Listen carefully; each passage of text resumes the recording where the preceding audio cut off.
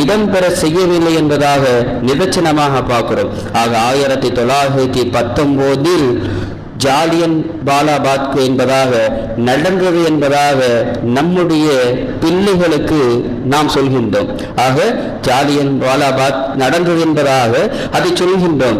ஆனால் அந்த நடைபெற்றது ஆக ஜெரிமன் பர்த் டயர் என்பதாக மக்களை எல்லாம் பொது வழியில் கொன்றான் என்பதாக அந்த வரலாறுகளை மட்டும் நம்முடைய பிள்ளைகளுக்கு சொல்லக்கூடிய நாம் அதற்கு பிறகு அதில் கொல்லப்பட்டவர்கள் யார், அந்த கொல்லப்பட்ட இடத்திற்கு உண்டான கிணத்திற்கு மட்டும்தான் ஜாலியன் வாலாபாக் என்பதாக பேர், அந்த இடத்தில் உள்ள கிணறுக்கு உண்டான பேர்.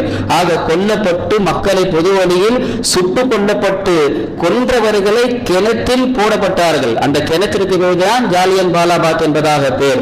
அந்த பொது வெளியில் சுட்டு கொல்லப்பட்ட எல்லா மக்களும் முஸ்லிம்கள் என்பது எத்தனை பேருக்கு தெரியும்? நம்முடைய பிள்ளைகளுக்கு நடந்தது என்பதாக தெரியும். ஆனால் அதில் முழுக்க முழுக்க இஸ்லாமியவர்கள் தான் சுட்டு கொல்லப்பட்டு அந்த கிணறில் போடப்பட்டார்கள் 1919 என்பது எத்தனை பேருக்கு ஷஹீதானவர்கள் முஸ்லிம் என்பதாக தெரியும் என்பதை நாம் சிந்திக்க கடமைப்பட்டிருக்கின்றோம்.